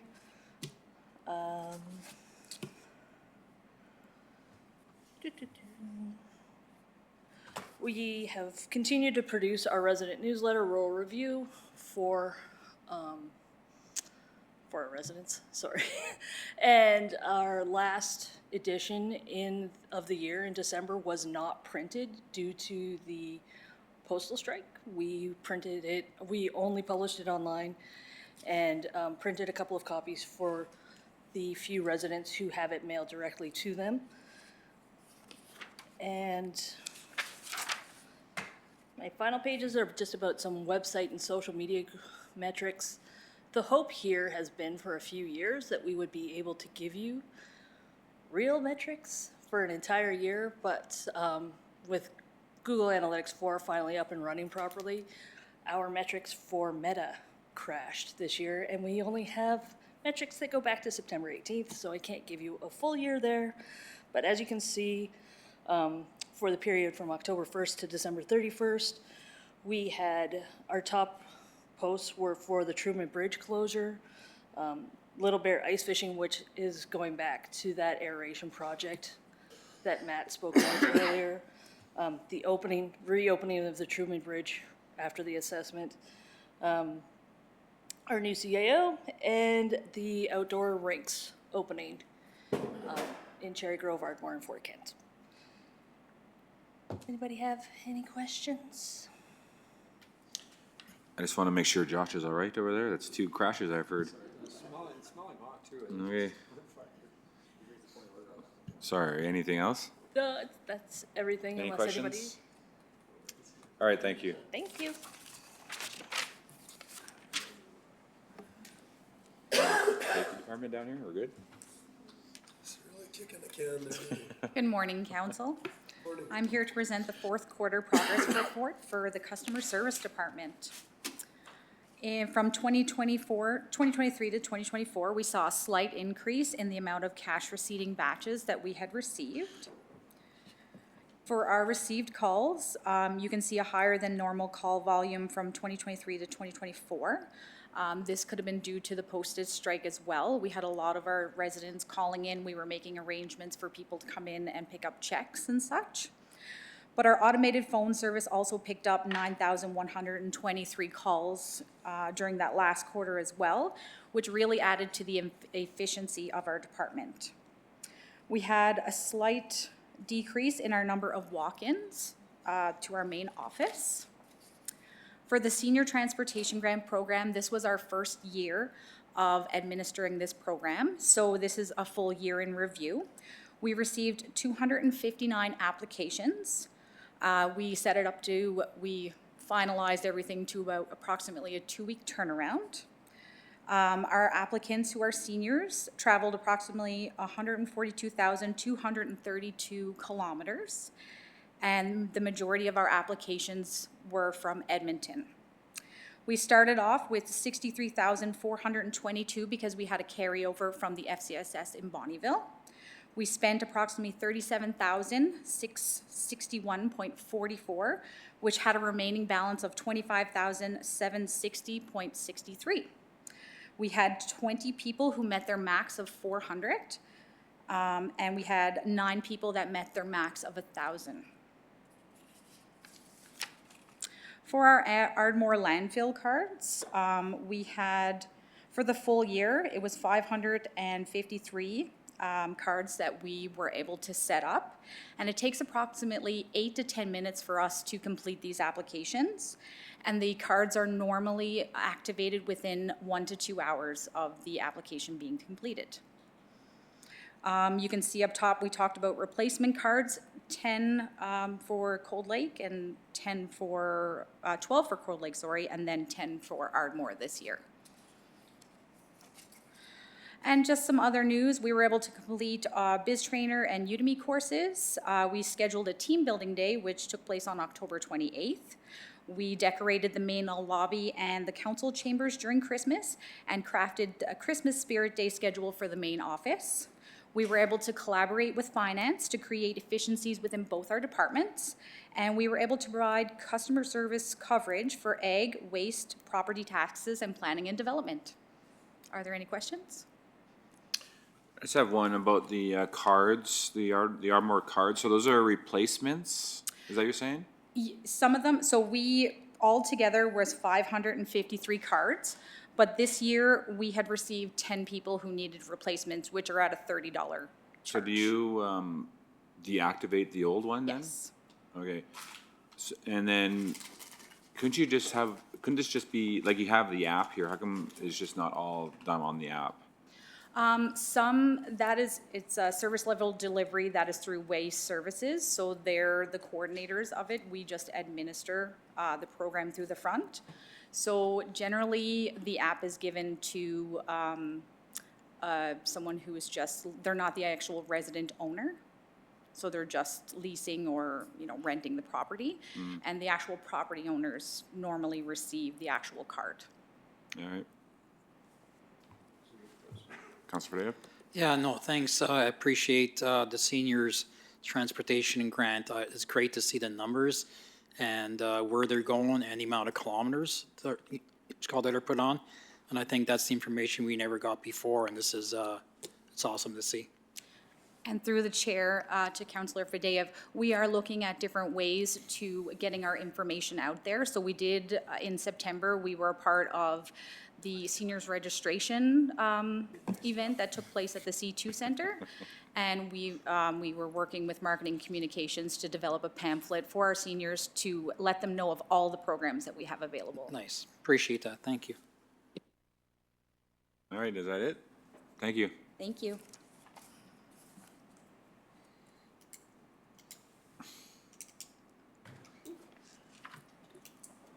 Okay. So I have the report for our Legislative and Information Services for the fourth quarter of 2024. So for council meetings, our team prepared agenda packages and provided secretariat support for 5 regular meetings and 2 committee of the whole meetings. During this time, we also coordinated a total of 18 public hearings and delegations to council. Overall, for 2024, there was a total of 10 public hearings and 35 delegations to council. For bylaws, there were 5 bylaws in draft and still under review by their respective departments. 6 bylaws which were finalized and pending either first reading or second and third reading. And then 10 bylaws which were passed and 5 repealed during this quarter. Overall, for 2024, council passed 25 bylaws. For policies, there were 9 new and 11 existing policies in draft or under review for council consideration at a future meeting, with 1 amending policy adopted by council. At the end of the fourth quarter, there were still 2 policies pending review by administration. Overall, for 2024, council passed 9 new and 10 amending policies and approved rescinding 3 policies. For other news from our department, our records management coordinator does continue to make progress with our records management program. Our department received 1 new FOIP request, and we also closed out 1 request received in the third quarter. Overall, for 2024, the municipality received 7 requests for information under the FOIP Act, as well as an additional 2 referrals or consultations from other government organizations. In comparison to 2023, The municipality received 1 FOIP request and 1 referral. We also finalized the execution of the agreements for the establishment of a joint assessment review board and an intermunicipal subdivision and development appeal board. We continued preparations and planning for the 2025 municipal election. In the fourth quarter, we launched the elections page on the MD website, which will be getting updated regularly. And council appointed a returning officer. And then lastly, our department did participate in a team building day with the CAO office department. That is it for my report. If there are any questions. No questions, thank you. Thank you. Can I get a motion to accept from Councillor Fadeev?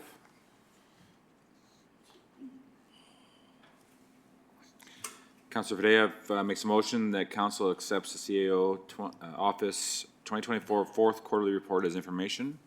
Any discussion? Seeing none, call the vote.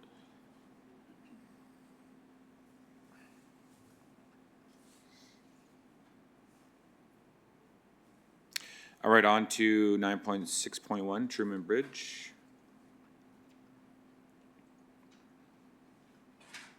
Good morning, Council. Good morning, Council. I'm here with the Truman Bridge Damage Reward Offer, RFD. On October 26, 2024, the Truman Bridge sustained damage when a semi-truck hauling logs attempted to cross the bridge, striking the structure with the load. A report was presented to Council on January 28, 2025, with options for repair. As the MD does not insure bridges as part of an insurance policy, the RCMP investigation did not produce any suspects. The MD must absorb the cost of repair. Council directed administrations to proceed with a repair of a bridge to pre-collision condition for a cost of $800,000. Council also directed administration to determine if a reward for information leading to the conviction of the culprit could be offered.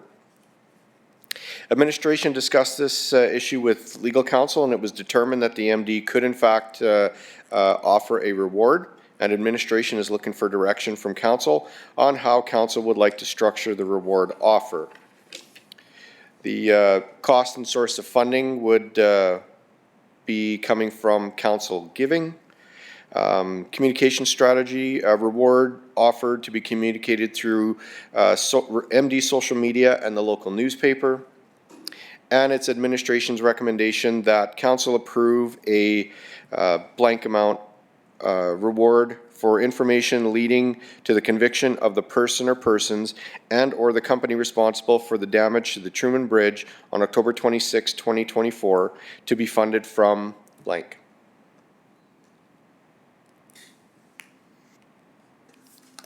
Councillor Fadeev? Yeah, I'm happy to see this. The end of the day is, if we find out who it is, it's gonna, their insurance company's gonna pay. And it's just amazing how this gets hit, it gets cleaned up, it does all that, nobody knows. So I think this might lead to maybe the right direction, you know, to finding the person that did this. And I think a number of probably $10,000 would probably work to make it serious, right? Idea. I don't know if, have we had any kind of opinion from any experts? I know that there's people that would give you a number that would feel is appropriate for this. Do you have any recommendations on that? To the Deputy Reeve and to all of council, I have no idea what are you asking, like what number we should be putting in there for a reward? No, I don't. I mean, I guess if you looked at what Crime Stoppers offers, I mean, that could be a benchmark, I guess, but at the end of the day, it's whatever council feels they want to give for a reward. So go ahead, CAO. Thank you, Chair. So after reviewing with legal counsel in the last 2 days or so, the recommendation is between $5,000 and $10,000 at council's discretion. All right, Councillor Kirk. Yeah, I think 10,000 would be a good number. We're serious about trying to find who did it, and it's just absolutely wrong to wreck public property like a bridge and leave and not fess up and confess what you did. And if it's $800,000 worth of damage, $10,000 is well worth the investment. Councillor Kubiak? Yeah, thank you very much, Mr. Deputy Reeve. I agree also, 10,000 is a good number. We'll be saving $800,000, so 10,000 is not very much. So that's a good number, thank you. How does, sorry. Just wondering. Use your fingers. Do you want to just write it and I can read it? Yeah, I guess. How about 2-3 people, 2-3, oh, just about coming back. How about 2-3 people phone with the same information? Is this the first one that phoned, or how does it work? Go ahead. Through the chair to the Reeve. So clarity from the lawyer is to a conviction. So the individual that gives us the correct information that does give us eviction will receive the award. If 3 come forward and we do get a conviction and the information from that conviction of 3 people, legal recommended that we divide it 3 ways. Okay, thank you. All right. Any other discussion? Did you make a motion? Yeah. Any other discussion? All right, can we see the motion? So Councilor Vadea makes a motion that council approves providing a reward in the amount of $10,000 for information that leads to the successful conviction of the person or persons and or company responsible for the damage to BF 72515 Truman Bridge on October 26, 2024, to be funded from the 2025 Council Public Relations Budget. Any discussion? Seeing none, call the vote.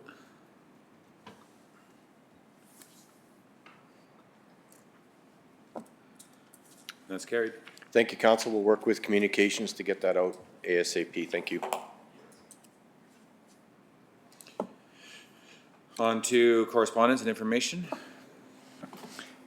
Thank you, Mr. Chair. So clarity correspondence has about approximately 10 items, but the items we're reviewing today or bringing forward, these items range from the December check registry, the letter from the Canadian Union and Postal Workers, and one of the best things I've seen in a long time is Cancer 86 and the shootout, which our Reeve did win.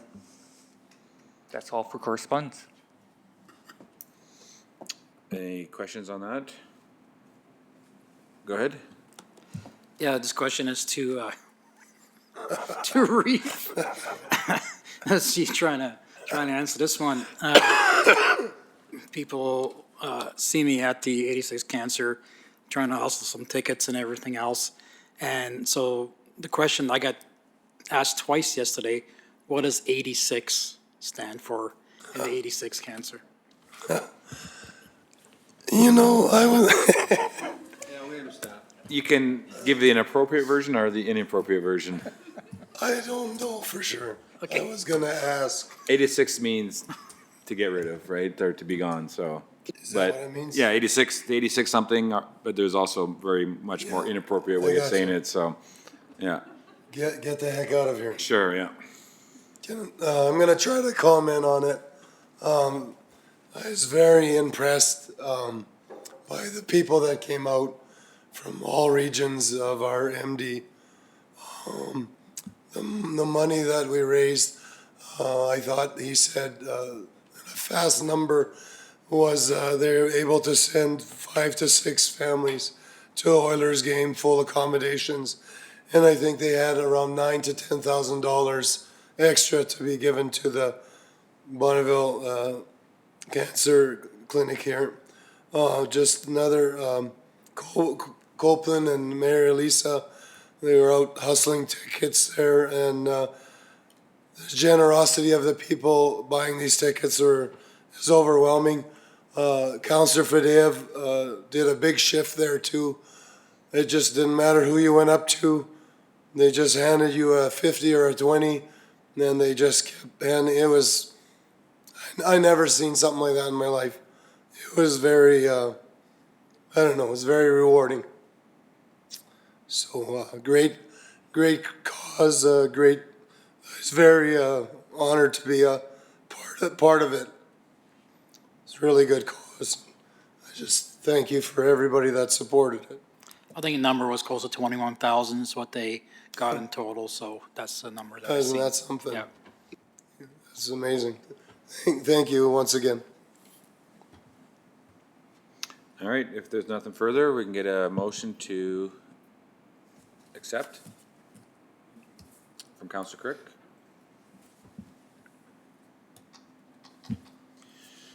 Councillor Crick makes a motion that council accepts the following correspondence as information, items 1 through 11. No other discussion, you can call the vote.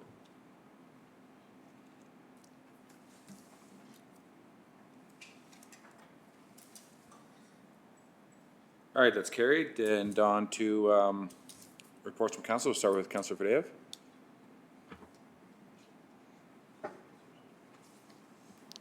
Okay, thank you. In regards to meetings, so FCSS Coal Lake, one thing we talked about there was the age-friendly Coal Lake partnership with FCSS Coal Lake to create a dementia inclusion community.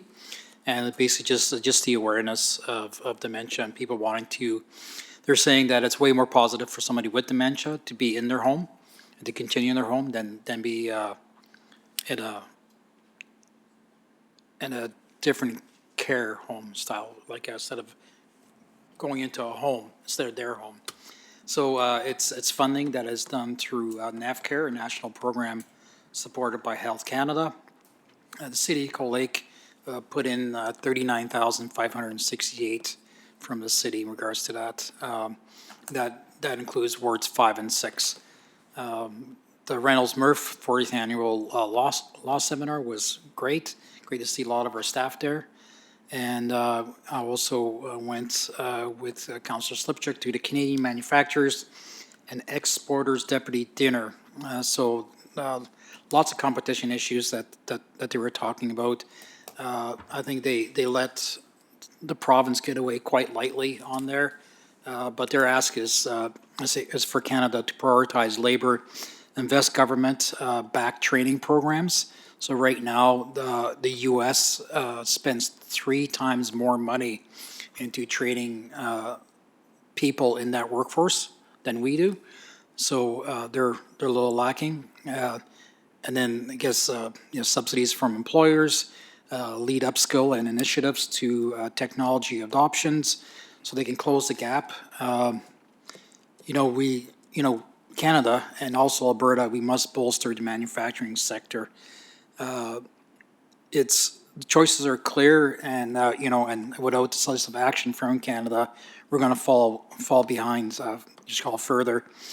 Right now, you can see the U.S. accelerating its manufacturing at breakneck speeds, which is some issues. A lot of big things that they're fighting with, especially getting manufacturing into rural Alberta, is the utility costs. There's a big disparity, and in rural areas, again with charges that we get. So, like say, one of our manufacturers uses coal. They want them to switch to natural gas, but the costs of natural gas are totally prohibitive. So right now he's spending about $80,000 to $100,000 in coal, where he went to natural gas just with the riders and all those charges will be $400,000 to heat the same place. So again, we can't be competitive, and those things will have to change in Alberta and from our province to make it more feasible for manufacturers to be in rural Alberta. If they go into the major cities, close to the cities, those rate riders are a third of what they are rural. So if we want to expand it to rural, we have to, the province has to help us out. Then on January 28th there, MLA Scott Sear hosted, he brought in the people and we hosted the get-together, and he wanted to thank council for the generous, hospitality for that. So it was good. We've seen a lot of people, anywhere from Vermilion all the way down to Lac La Biche come up for that, and West Alberta was there talking about it, and they're happy to see some of the activities that are going on. And I kind of had a side conversation with them, and they're the SNR program.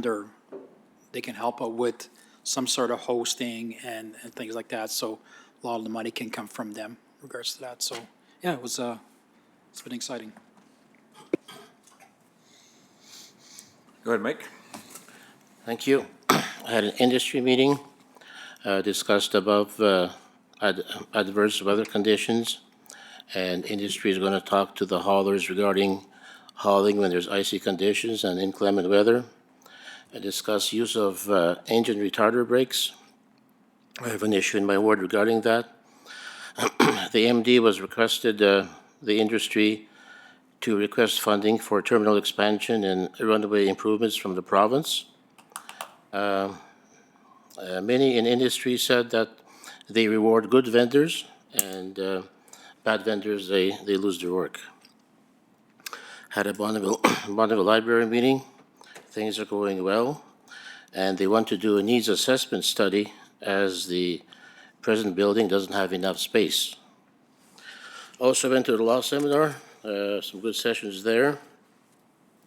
I went to one session called the Construction Risk Management, and we were told to never pay a dime during Alina. I think we did that one time, so heads up.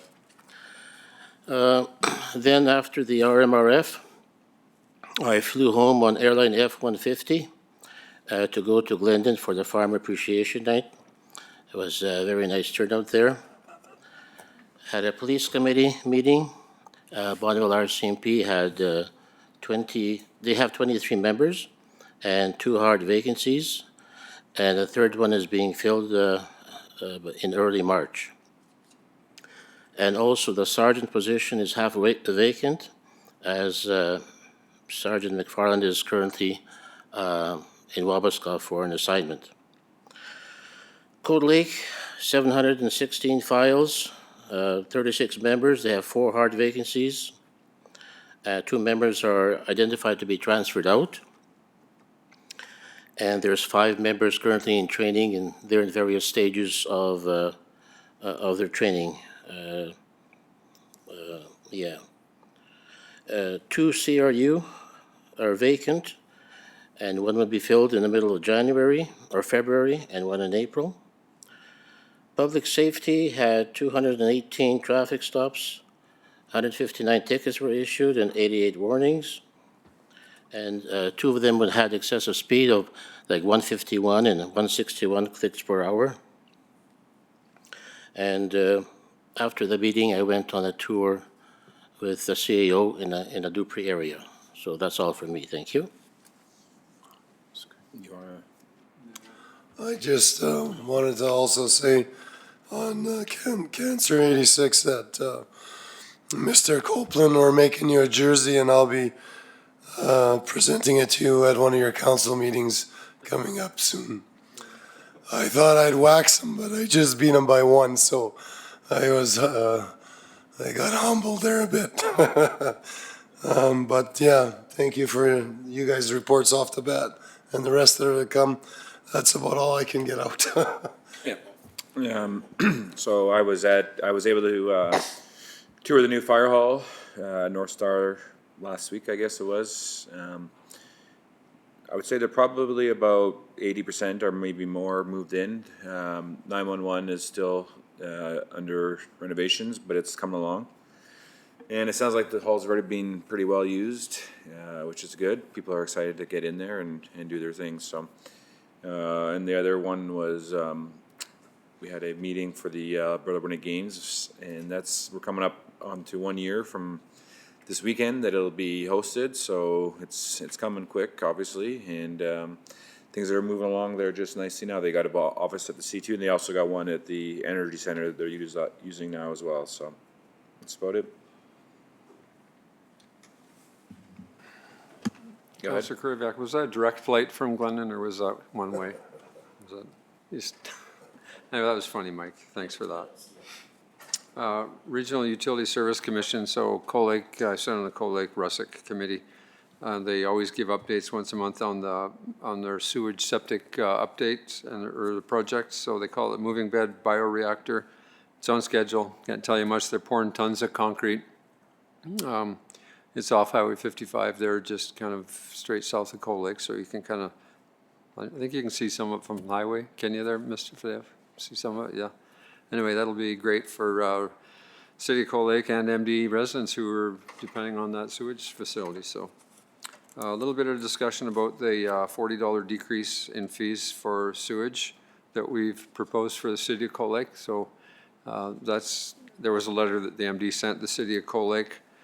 So there's going to be some back and forth between Cold Lake and the MD to sort out how we actually are able to distribute that $40 back to the residents for that sewage fee.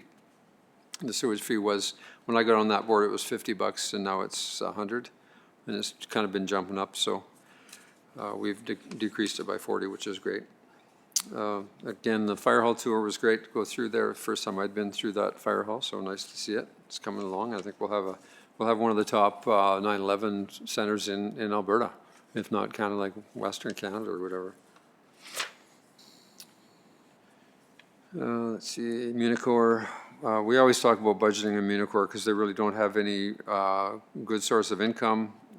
They're still sitting at about $500,000 to $600,000 in a bank. That's savings from selling land. So, but they're not pulling in enough monthly to actually, pay staff even. So they're trying to come up with ways to collect money for the Iron Horse Trail.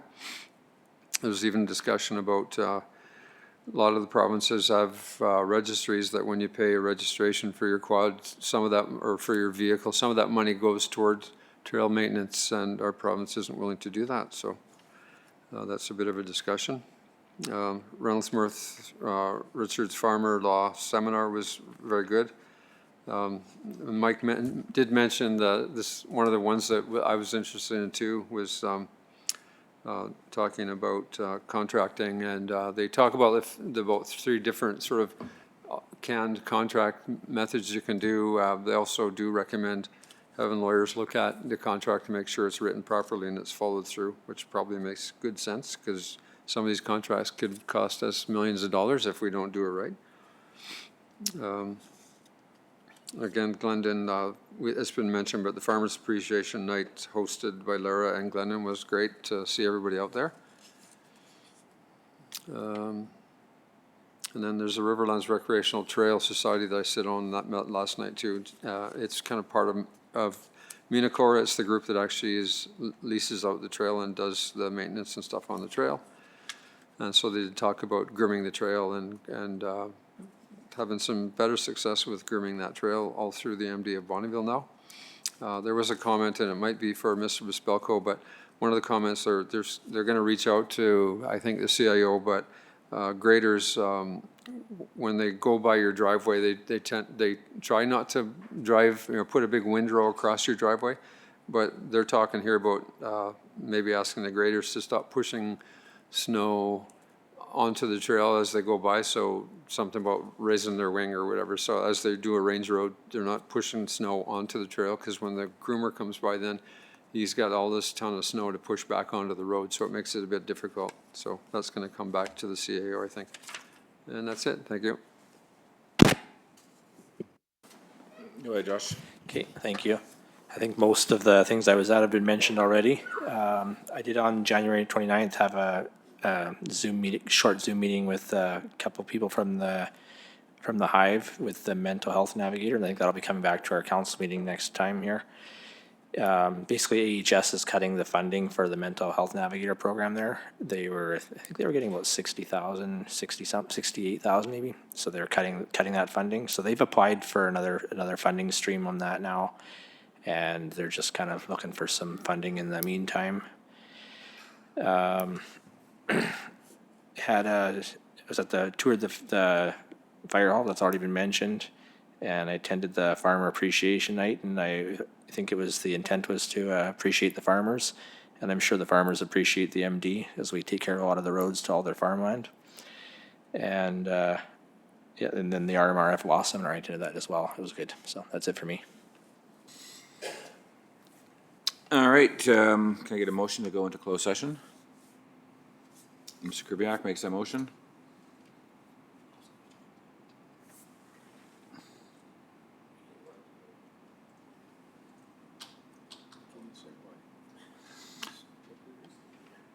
says it right here, property access through municipal reserves. It's on the agenda. You're supposed to announce it so public know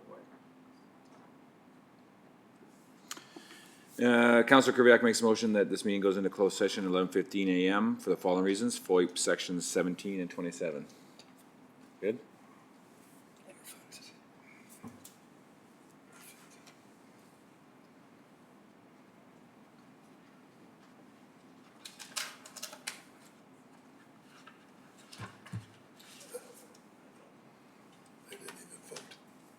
Well, it's carried.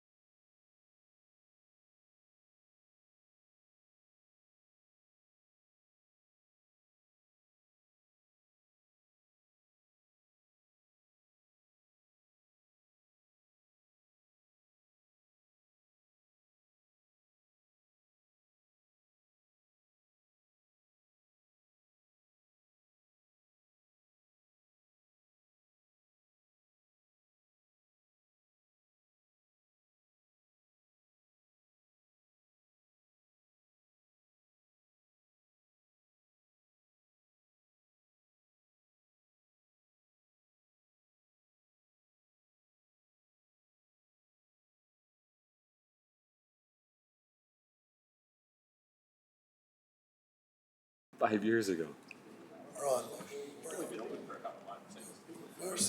Okay, welcome back after closed session. We just have one motion to make after closed session, and that was made by Councillor Fadeev.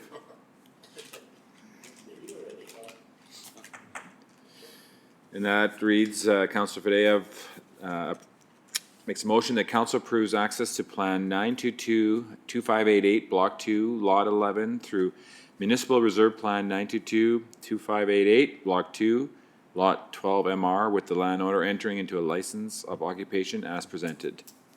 Is there any discussion? I'll call the vote.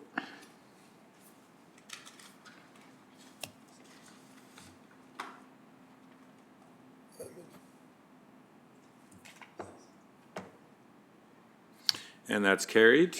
And a motion to adjourn by Reeve Polinsky. All in favor? Thank you.